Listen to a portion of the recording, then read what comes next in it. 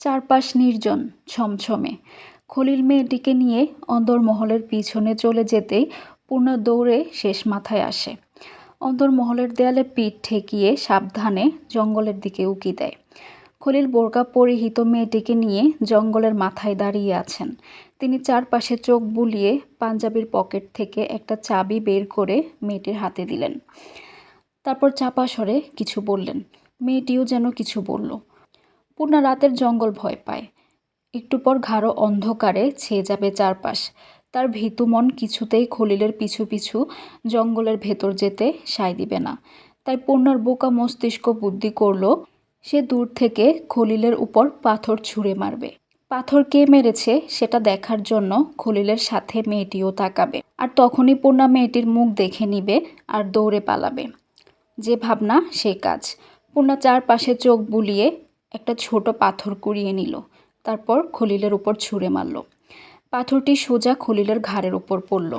খলিল চমকে তাকালেও মেয়েটি তাকায়নি। মেয়েটি স্বাভাবিকভাবে দাঁড়িয়ে থাকে। তার চুপচাপ থাকাটা বলে দেয় সে সাবধানী মানুষ। শত্রুর উদ্দেশ্য বুঝার ক্ষমতা আছে। পূর্ণার মুখ প্যাকাশে হয়ে যায়। খলিল পূর্ণার দিকে তেড়ে আসার আগে পূর্ণা ছুটে পালাতে উল্টো দিকে দৌড় দেয়। কিন্তু শেষ রক্ষে হলো না। আচমকা সেখানে রিদওয়ান উপস্থিত হয়। ঝাপটে ধরে পূর্ণাকে। পূর্ণা চিৎকার দেওয়ার পূর্বে রিদওয়ান মুখ চেপে ধরল। মেয়েটি রিদওয়ানকে দেখে জঙ্গলের ভেতর চলে যায়। খলিল রিদওয়ানের দিকে এগিয়ে আসেন। পূর্ণা ছটফট করছে ছোটার জন্য, কিন্তু রিদওয়ানের বিশাল দেহের সাথে সে পারছে না।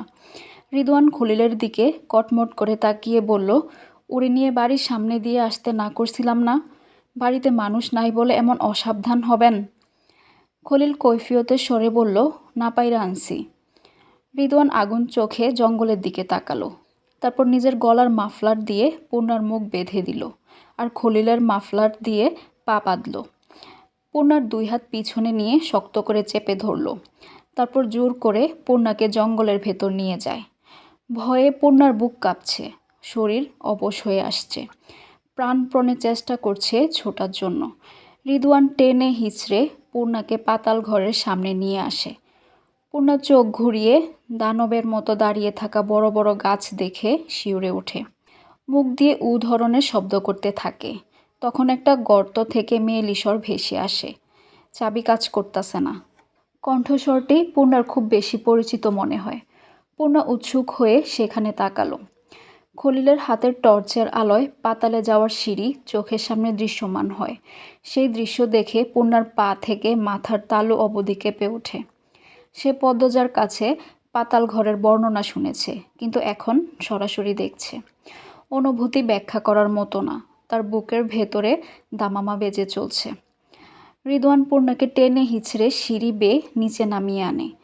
পাতাল ঘরের প্রধান দরজার সামনে এসে দাঁড়ায়। মেয়েটির হাত থেকে চাবি নিয়ে খলিল দরজা খোলার চেষ্টা করে, কিন্তু তিনিও পারলেন না। টর্চের আলো মেয়েটির পায়ের কাছে পড়ে আছে। পূর্ণার চোখ ছোট করে তাকিয়ে আছে মেয়েটির মুখ দেখার জন্য। মেয়েটির মুখ অন্ধকারে তলিয়ে আছে। খলিল হাত নাড়াচাড়া করাতে টর্চের আলো অস্থির হয়ে এদিক সেদিক ছুটছে। একসময় আলো মেয়েটির মুখের উপর পড়ল, আবার তাৎক্ষণিক সরেও গেল। চোখের পলকের গতিতে আলো সরে গেলেও পূর্ণা দেখে ফেলল মেয়েটির মুখ। পূর্ণার মনে হলো আশেপাশে কোনো বজ্রপাত পড়ল মাত্র। তার চোখ দুটি বড় বড় হয়ে যায়। সে জোরে জোরে লাফাতে থাকলো। রিদওয়ান পূর্ণাকে ঠেসে ধরে। পূর্ণা গুঙ্গাতে শুরু করে।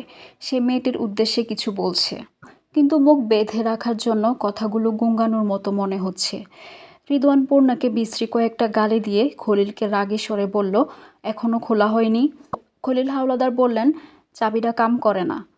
আপনি এই মাগির হাত ধরেন, আমি দেখতাছি। খলিল পূর্ণার হাত ধরলেন। রিদওয়ান চাবি দিয়ে দরজা খোলার চেষ্টা করে।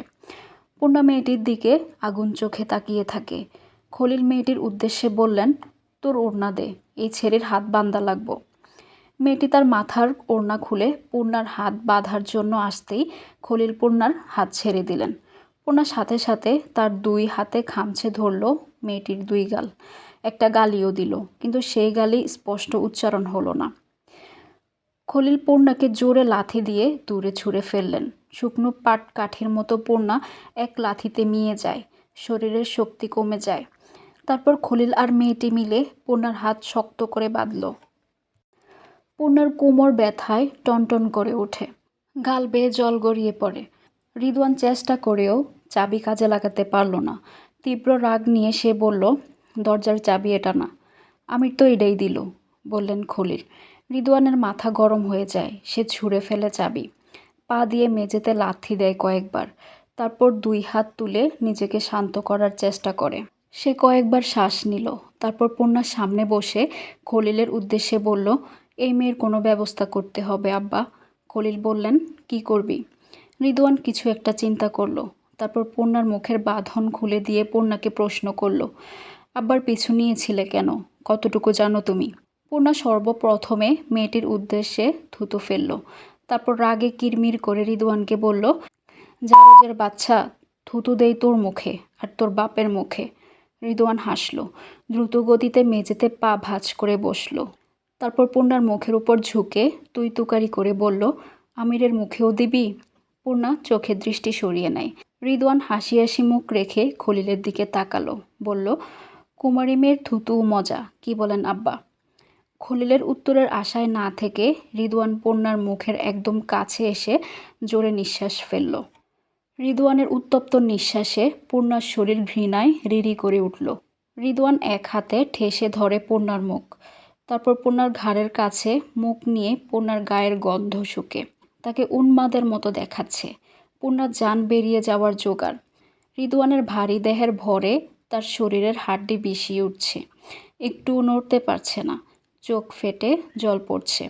রিদওয়ান পূর্ণার জামার পিঠের চেইন খুলে পূর্ণার ঘাড়ে চুমু দিল, সাথে সাথে ঘৃণায় পূর্ণার চোখ বন্ধ করে ফেলল। তখন চোখের সামনে ছবির মতন ধরা দেয় মৃদুলের মুখটা। কোথায় সে?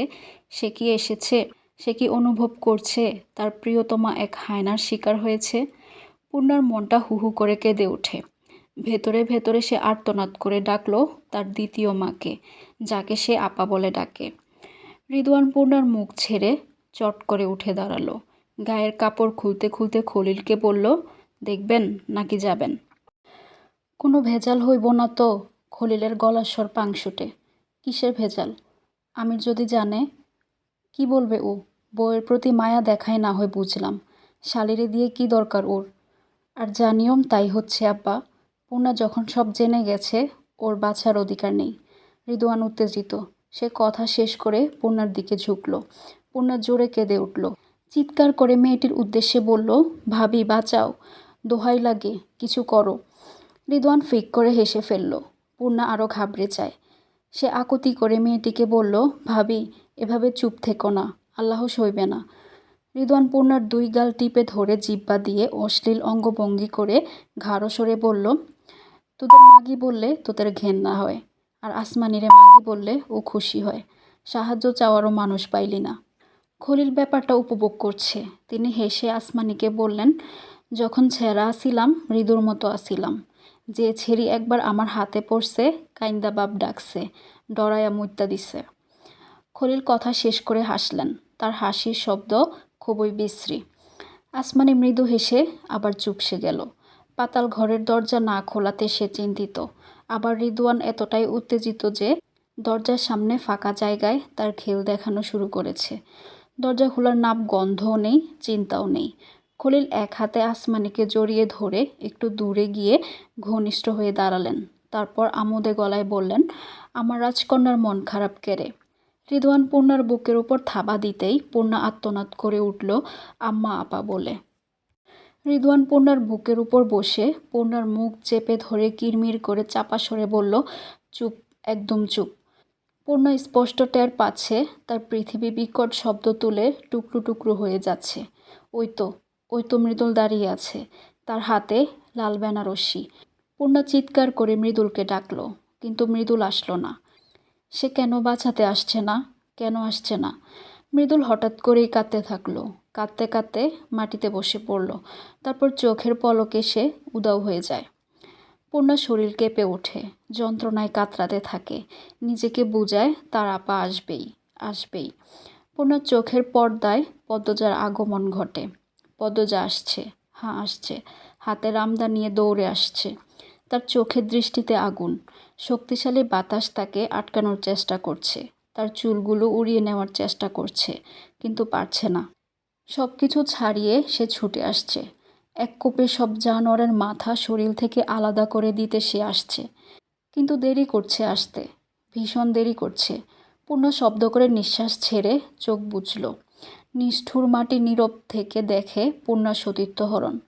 সময়ের ব্যবধানে বেহুশ হয়ে যায় পূর্ণা। বাপ বেটা মিলে পরপর 2বার ধর্ষণ করে। পূর্ণার গলা তৃষ্ণায় চৌচির, প্রাণভ্রমর যায়, চোখ দুটি নিভু নিভু। রিদওয়ান দূরে দাঁড়িয়ে আড়মোড়া ভাঙছে। খলিল ও আসমানি মিলে পূর্ণার গলায় রশি টেনে ধরে শ্বাসরোধ করে হত্যা করে।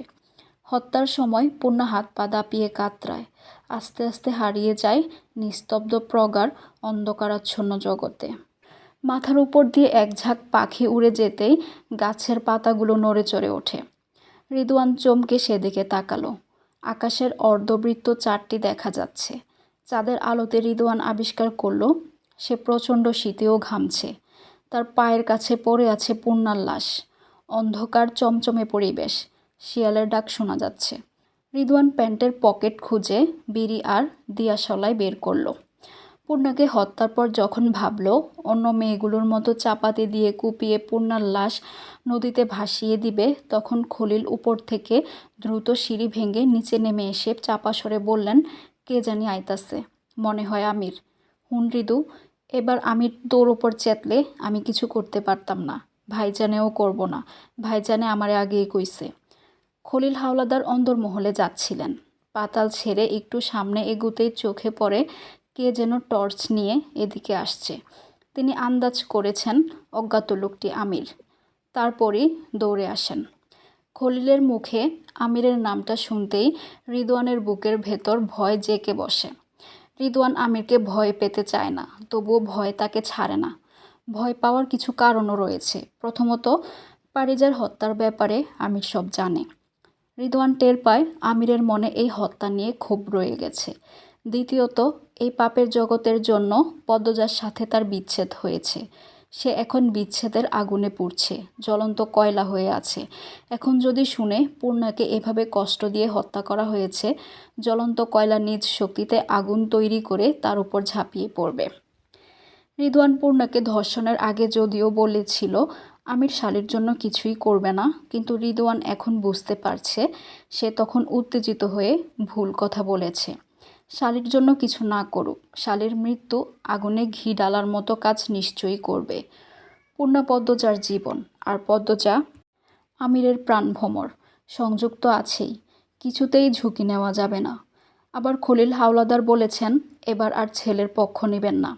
রিদওয়ান এত চেষ্টা করেও খলিল মজিদকে নিজের বশে আনতে পারেনি। সব মিলিয়ে বিপদের আশঙ্কা শতভাগ। রিদওয়ান ভাবল আপাতত আমিরকে রাগানো ঠিক হবে না।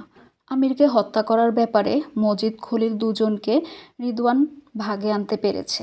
একটা মৃত লাশের জন্য পরিকল্পনা নষ্ট করা উচিত হবে না। আর 2 দিন সহ্য করতেই হবে আমিরকে। রিদওয়ান খলিল ও আসমানিকে নিঃশ্বাসের গতিতে বলল, তোমরা এখানে থাকো, দড়িটা ওই চিপায় লুকিয়ে রাখো। আমি যে এখানে ছিলাম আমির যেন জানতে না পারে। রিদওয়ান পূর্ণার লাশ কাঁধে নিয়ে বেরিয়ে পড়ে। তারপর দ্রুত ঘন ঝোপঝাড়ের আড়ালে লুকিয়ে পড়ে। ঝোপঝাড়ে কেউ থাকলে সেটাও টের পেয়ে যায় আমির। এই ক্ষমতা সে কোথায় পেয়েছে রিদওয়ানের জানা নেই, তবে আমিরের কাছে শুনেছে আমির লুকিয়ে থাকা মানুষটির নিঃশ্বাস ও তাকিয়ে থাকাটা অনুভব করতে পারে। তাই রিদওয়ান চোখ বুজে নিঃশ্বাস বন্ধ করে খাপটি মেরে বসে থাকে। আমির পাতাল ঘরে ঢুকল। খলিল সিঁড়ির দিকে টর্চ ধরলেন। মুখে টর্চের তীব্র আলো পড়তেই আমির কপাল কুঁচকে 2 হাত সামনে বাড়িয়ে আলোর গতিবেগ রোধ করে মুখে অস্পষ্ট বিরক্তিসূচক শব্দ করল। খলিল হেসে আমোদে কণ্ঠে বললেন, বাবু আইসস নাকি? আমির চোখ ছোট ছোট করে ধমকের স্বরে বলল, আরে এভাবে মুখের উপর টর্চ ধরে রাখছেন কেন? খলিল টর্চের আলো দ্রুত অন্যদিকে সরিয়ে নিলেন। আমির তার হাতের চাবি খলিলের দিকে এগিয়ে দিয়ে বলল, এই যে চাবি। খলিল চাবি হাতে নিয়ে বললেন, কোন সময় থাইকা খাড়ায় আসি, চাবি লইয়া আইয়া ভালা করছো আব্বা। আনতে গেলেন না কেন? আমি অন্দরমহলেই ছিলাম। এই তো এখন যাইতে চাইছিলাম। আমি টর্চ আসমানির মুখের উপর ধরে বলল, তোর এই সময় এখানে কি? আসমানি তার বোরকা খুলতে খুলতে বলল, রিদওয়ানে ডাকছে। রিদওয়ান কোথায়? জানি না। আমারে আইতে কইয়া নিজের আওয়ার নাম নাই। না আইলেও সমস্যা নাই, তুমি আইসো চলবো। আসমানি লম্বা করে হাসল। খলিল বা আসমানির কারোর চোখে মুখে একটু আগের ঘটে যাওয়ার ঘটনার বিন্দুমাত্র ছাপ নেই। আমির আসমানির নোংরা অঙ্গভঙ্গি দেখে হাসল। আসমানির সামনে সে যতবার আসে ততবার আসমানি বিভিন্নভাবে তাকে আকৃষ্ট করার চেষ্টা করে। গত 4 বছর ধরে চেষ্টা করে যাচ্ছে, কিন্তু ফল এখনো পায়নি। আমির আসমানির খুব কাছে গিয়ে দাঁড়ালো, চাপা স্বরে বলল, খোদার কসম, তোর মতো বেশ্যা দুটো দেখিনি। আমিরের অপমানজনক কথা আসমানির গায়ে লাগাতো দূরের কথা, কানেই ঢুকায়নি। খলিল দরজা খুললেন। 3 জন একসাথে ভেতরে প্রবেশ করল। দরজা লাগানোর সময় আমির তার টর্চের আলোতে মেঝেতে একটা নূপুর দেখতে পেল। সে ভ্রুকুটি করে এগিয়ে আসে, হাতে নূপুরটি তুলে নেয়। আসমানি পিছন থেকে বলল, আমার নূপুর। এই মুহূর্তে রিদওয়ান ঝোপঝাড়ের পাশে দাঁড়িয়ে আছে, ভাবছে লাশটার কি করা যায়। পাতালে তো এখন ঢোকা যাবে না, সেখানে আমির আছে। অন্দরমহল থেকে রামদা আর বস্তা নিয়ে আসতে অন্দরমহলে যাওয়া যায়। তারপর জঙ্গলের পিছনের ভাঙ্গা দেওয়াল টপকে ঘাটে চলে গেলেই নিশ্চিত। ঘাটে তাদের ট্রলার আছে। একবার ট্রলারে উঠতে পারলে পূর্ণার লাশ আর কেউ পাবে না। রিদওয়ান হাতের বিড়ি ফেলে পূর্ণার লাশ রেখে দ্রুত অন্দরমহলে যায়।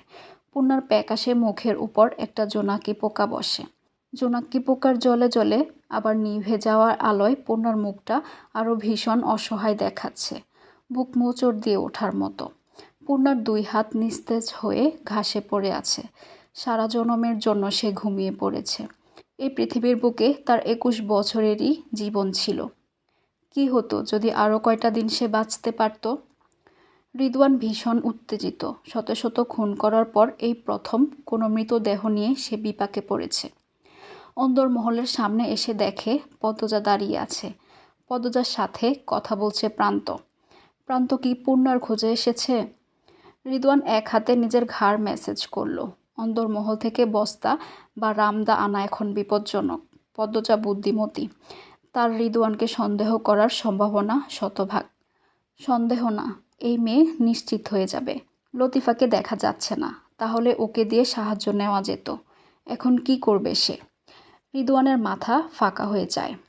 পরক্ষণেই মন বলে উঠল, সামান্য নারীকে সে কেন ভয় পাবে। এরপর আবার ভাবল, না, এখন আমির বা পদ্মজার মুখোমুখি হওয়া যাবে না। এতে বহু কাঙ্ক্ষিত সাজানো পরিকল্পনা ভেস্তে যেতে পারে।